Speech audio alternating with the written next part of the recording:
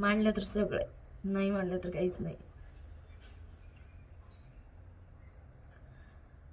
कारण मला पण वाटतं माझ्या बी भावाने यावं, राखी बांधावी.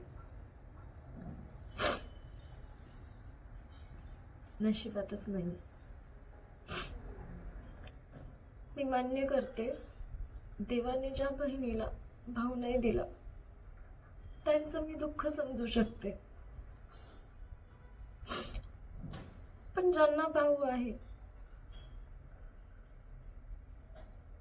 तिचा भाऊ असून सुद्धा जर राखी पौर्णिमेला राखी बांधायला येत नसेल तर त्या बहिणीला काय वाटत असेल?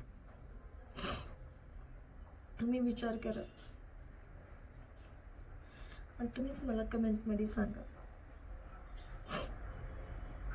जमलं तर पुढे शेअर करा, कारण की सगळ्या बहिणीसाठी आहे.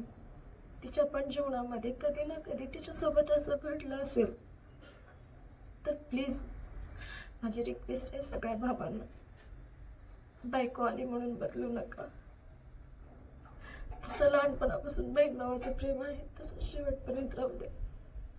भले तुम्ही तिला काही देऊ नका, एक मान म्हणून राखीचा धागा मात्र बांधून घ्या.